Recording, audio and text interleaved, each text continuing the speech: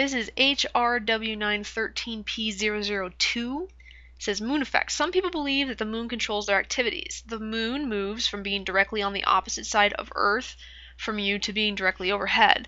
Assume that the Earth-Moon center-to-center distance is this, and Earth's radius is this. Okay. By what percent does the moon's gravitational pull on you increase?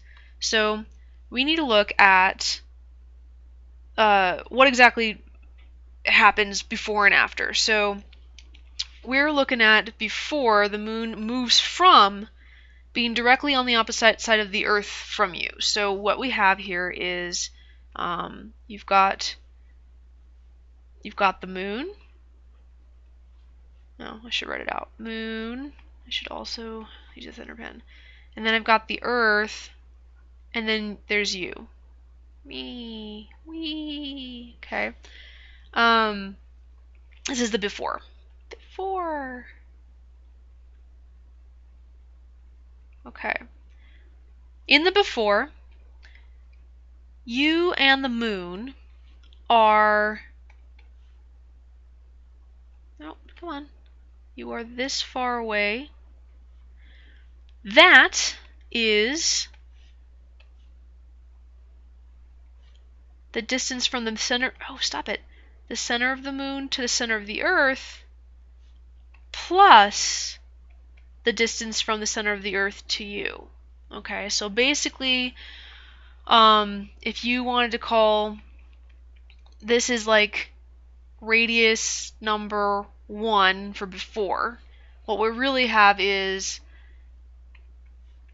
That's the radius... Oops, wrong color. That's the radius of... Still wrong color. Ah, okay. This is the radius of from the... let's see, what is it? The Earth-Moon center distance. It's this one. I'm going to call that radius moon. Okay, because it's the radius from the moon to the Earth. And then the blue, I'm going to call that the radius of Earth. So I'm going to call that RE. So basically, when you start off, the distance is the radius to the moon plus the radius of the Earth. But then you move,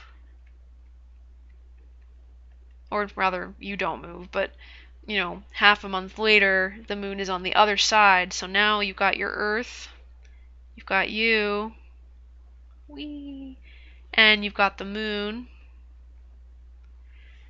The distance from you to the moon, we're going to call that R2. Now that is the distance from the Earth to the moon minus the distance from the center of the Earth to you. So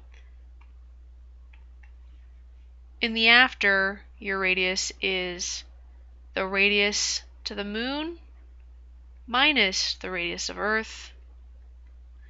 And in the before, your radius is the radius to the moon plus the radius of the Earth. And we want to know, by what percent does the moon's gravitational pull on you increase? If you want to find a percent, you have to find first how much it increases. So if we call this, I'm running out of colors. Let's use the same color. In the before, the force on you, we're going to call that force number 1. In the after, we're going to call that force number 2. So if you want to find the percent that it changed, what you have to do is find out how much it changed. So that would be the force number 2 minus force number 1. Notice that's going to be a negative number. So let's see, they want how much does it increase. We could do two things. We could switch these to get rid of all the negatives, or we could just go through with this and we'll get a negative number when we're done and we just kind of ignore the negative. I'm going to switch them because I don't really like negatives. They just kind of, I don't know, they mess with me. The way that it's phrased, it doesn't say how much does the moon's gravitational pull change, it says how much does it increase. So by doing that, they're taking into account that F2 should be larger than F1. So Oh, well, I guess I had it right then. It's like almost 10 o'clock, and I've been up since 5:30. I need to go to sleep. Okay. So I take that change, and then I divide by the old one to find the percent change. So this is what I want to do.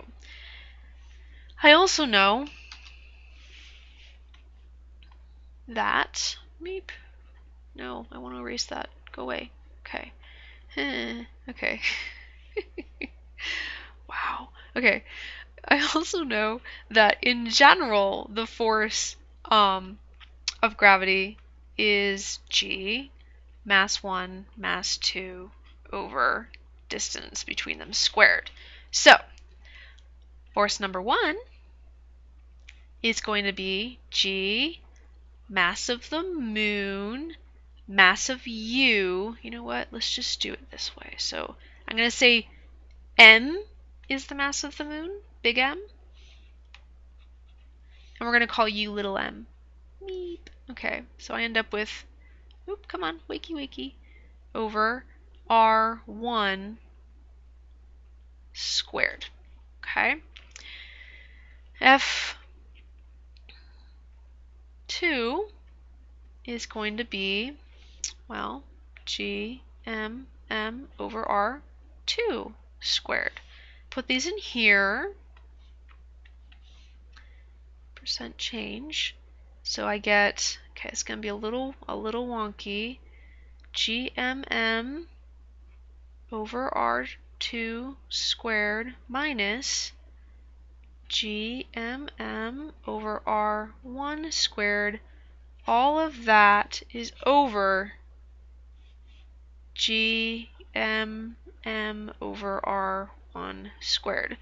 Notice I've got GMM in every single term. It's all over the place. I've got it on both of the terms in the numerator, and I've got it in the denominator, so they can go away. Goodbye. Okay, so I'm going to rewrite that now. I'm going to rewrite it a little bit better over here. So really what I've got now is 1 over R2 squared. Come on, R. Wow, what am I doing? R2 squared minus 1 over R1 squared. Everything over 1 over R1 squared. Okay, that's the same as taking this and flipping it over and multiplying by the top. So what I get is do da dee da dee ba da dum da dum da da da da da da da, like that.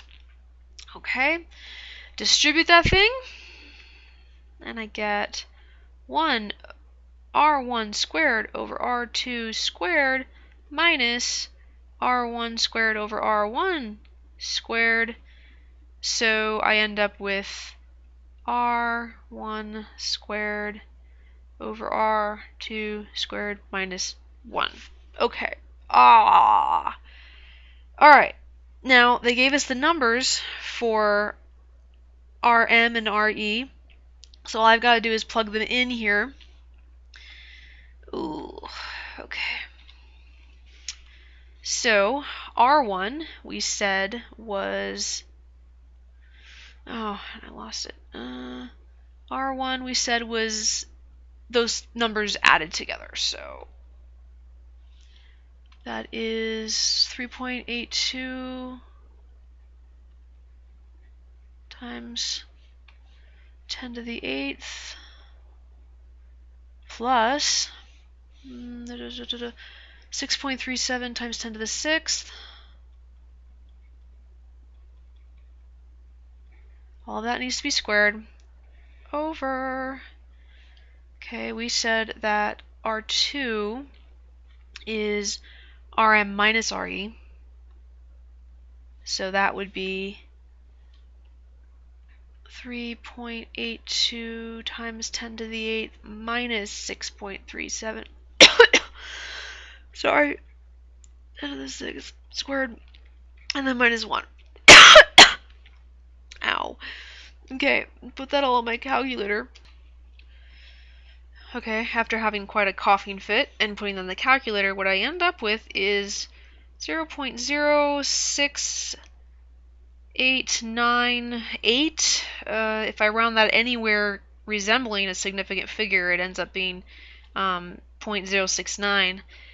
As a percentage, remember percentage, then you move the decimal twice, that's 6.9%, which, yay, look, there's the answer. I got it right. Woo!